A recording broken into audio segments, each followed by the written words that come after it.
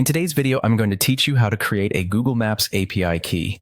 This process might seem a bit daunting at first, but I'm here to guide you through it step by step. I'll make sure that it's as straightforward and stress-free as possible for you. To start, you'll need to open your web browser and head over to the Google Cloud Console. You can do this by typing console.cloud.google.com into the address bar. Once you're there, you'll want to click on the Project option at the top of the page. This will direct you to the Project Management section, where you can see all your existing projects. Next, look for the option to create a new project and click on New Project. Here, you'll be asked to name your new project. Choose something that is easy to remember and descriptive of what you'll be using it for. Hit Create after you've named your project. Once your project is created, you'll need to select it by clicking Select Project in the projects list. Now you're in the right place to enable and access all the necessary APIs for your project. Your next step is to navigate to the API section. To do this, find the navigation menu, usually represented by 3 horizontal lines located at the top left corner.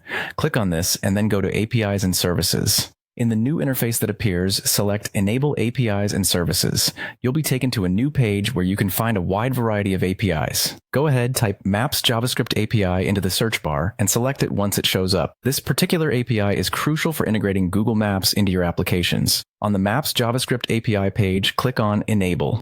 This step is necessary to use the API in your project. After enabling the API, you might be prompted to agree to some terms and provide a payment method, as Google requires this when utilizing their APIs in certain capacities. Don't worry, you can skip the payment if you're not ready yet and return to the Google Cloud Console.